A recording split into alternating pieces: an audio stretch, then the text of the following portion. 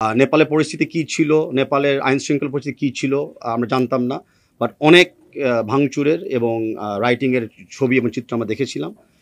আমরা শুনেছিলাম যে হোটেলের পাশের ২টা প্লট পরে একটা বিল্ডিংয়ে আগুন লাগিয়ে দেওয়া হয়েছিল। তো আমাদের প্রথম জায়গাটা ছিল যে আমরা অল্টারনেট সেফটি লোকেশনকে নিয়োগ করা। তো ইতিমুহূর্তে আমরা কিন্তু মানে ২টো অল্টারনেট লোকেশন আমরা রেডি করে ফেলেছিলাম। ইন কেস যদি আমাদের টিমকে ইভ্যাকুয়েট করতে হয়, আমাদের সেকেন্ড এবং থার্ড অপশনসও রেডি ছিল। সার্বক্ষণিকভাবে আমাদের চিফ অ্যাডভাইজারের সাথে আমাদের বাংলাদেশের chief of army staff general Waker এবং আমাদের বাংলাদেশের চিফ অফ এয়ারফোর্স ওনারাও কিন্তু মানে ডাইরেক্ট রেসপন্সিবিলিটি নিয়ে মনিটরিং করতেছিল এবং আমাদেরকে অনেক গাইডেন্সও দিচ্ছিল। আমাদের রেস্কিউ স্ট্যান্ডার্ড টিমের ভিতরে আমরা কিন্তু মিডিয়া ভাই বোনদেরকে ইনক্লুড করেছিলাম। তো আমরা মনে করি আমরা এক পরিবার।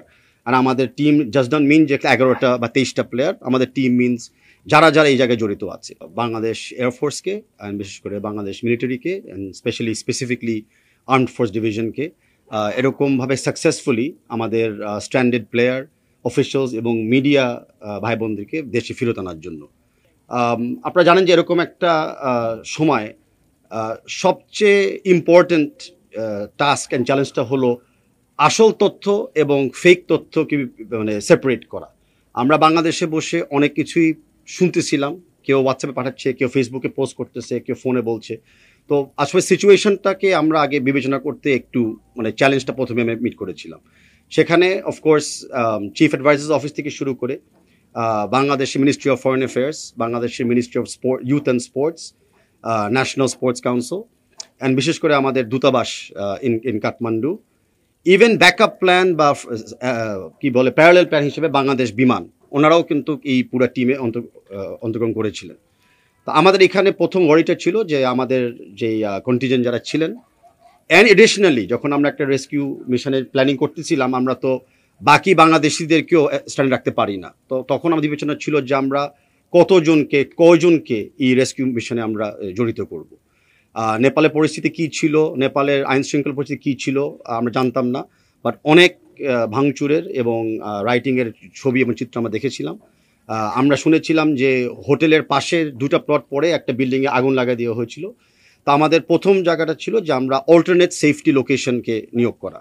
তো ইতিমুহূর্তে আমরা কিন্তু মানে 2টো অল্টারনেট লোকেশন আমরা রেডি করে ফেলেছিলাম। ইন কেস যদি আমাদের টিমকে ইভ্যাকুয়েট করতে হয়, আমাদের সেকেন্ড এবং থার্ড অপশনসও রেডি ছিল।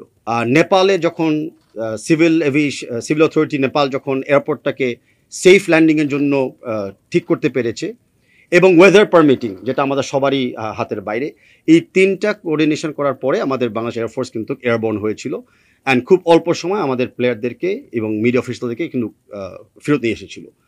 আর লক্ষ্য করতে চাই যে এই সময় আপনারা দেখবেন যে আমরা কিন্তু আমাদের যে টিম যাকে আমরা বলি, আমাদের রেস্কিউ স্ট্যান্ডার্ড টিমের ভিতরে আমরা কিন্তু মিডিয়া ভাই বোনদেরকে ইনক্লুড করেছিলাম। তো আমরা মনে করি আমরা এক পরিবার।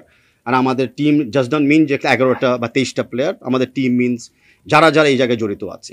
বিকজ আমাদের স্পোর্টস মন মানসিকতা আছে, আমরা বাংলাদেশেও কিন্তু গভর্নমেন্ট এবং বাংলাদেশ ফুটবল ফেডারেশন যে নামগুলি আমি বললাম, আমরা একত্রিত কাজ করতে পেরেছি। আমরা প্রায় 24 আওয়ার্স কিন্তু কোনো না কোনো যোগাযোগে ছিলাম। ডাবল, ট্রিপল অ্যান্ড কোয়াড্রুপল প্ল্যানিংয়ে আমরা ছিলাম। অ্যাট দ্য সেম টাইম সার্বক্ষণিকভাবে আমাদের চিফ অ্যাডভাইজারের সাথে আমাদের বাংলাদেশের chief of army staff general Waker এবং আমাদের বাংলাদেশের চিফ অফ এয়ারফোর্স ওনারাও কিন্তু মানে ডাইরেক্ট রেসপন্সিবিলিটি নিয়ে মনিটরিং করতেছিল এবং আমাদেরকে অনেক গাইডেন্সও দিচ্ছিল। বাট গড উইলিং, আল্লাহ শুকর, আমরা সবাই এই মিশনটা সাকসেসফুল করে এসেছি। আর আমরা প্রমাণ করে দিয়েছি যে বাংলাদেশ ফুটবল ফেডারেশন আমাদের প্লেয়ারদের অতি দায়িত্বশীল। আর আমি মনে করি আমাদের বাংলাদেশ এয়ারফোর্স বা বাংলাদেশ মিলিটারি আর্মি প্রমাণ করে দিয়েছে যে যে কোনো জায়গায় যে কোনো সময় কোনো বাংলাদেশি যদি স্ট্যান্ডার্ড অবস্থায় থাকে, ওয়েদার ইট বি কোনো একটা পলিটিক্যাল কারণে হোক, ন্যাচারাল ডিজাস্টার কারণে হোক বা কোনো কারণে হোক, ওনারা ইমিডিয়েট প্রস্তুত আছে যে কোনো মুহূর্ত মোকাবেলা করার জন্য। এরকম একটা সিচুয়েশনের পরে আমরা সকল প্লেয়ারদেরকে মেন্টাল কোচিং অথবা সাইকোলজিক্যাল সাপোর্ট দিব। যাদের যাদের লাগে তারা অবশ্যই পাবে, আর যাদের লাগে না তাদেরকে আমরা অ্যাসেসমেন্ট তাও করবো ফর দেয়ার সাইকোলজিক্যাল ওয়েলবিইং। তার সাথে এরকম একটা ট্রমার সময় অনেক ফিজিক্যাল ইঞ্জুরিও হয়, যেটা অনেক সময় বোঝা যায় না বিকজ অফ দ্য ইনিশিয়াল শক। তো আমরা ওই ফিজিক্যাল ইঞ্জুরির জন্য আমরা কিন্তু প্রস্তুতি নিয়েছি। ইন দ্য মিন টাইম, যেটা আবারও বলেছি, বাংলাদেশ আর্মড ফোর্সেস কিন্তু ওনাদের সকল মেডিকেল অ্যাসিস্ট্যান্সও প্রস্তুত রেখেছিল অ্যান্ড আমাদেরকে সহযোগিতার জন্য বলেছিলেন যে যখন যেখানে লাগে ওনারা প্রস্তুত আছে। এই টাইমে আমি বলি যে আমাদের আপনারা জানেন যে আমাদের ওয়েবসাইটের মাধ্যমে আমরা নিয়মিত বাংলা সিটিজেনকে ইনফরমেশন দিয়েছিলাম আমরা কী করতেছি না করতেছি।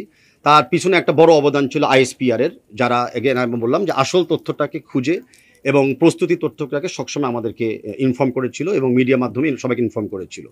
আর আরেকটা গ্রুপ যারা আওয়াজে সবচেয়ে বেশি ভূমিকা রেখেছিল সেটা ছিল আমাদের যারা আজকে যারা পাইলট ছিলেন, যে এয়ারক্রাফটটাকে সেফলি নিয়ে আবার সেফলি রিটার্ন করেছিলেন, তাদেরকে আমি ধন্যবাদ জানাতে চাচ্ছি আপনাদের মাধ্যমে, আমার এই বক্তব্যের মাধ্যমে। Thank you.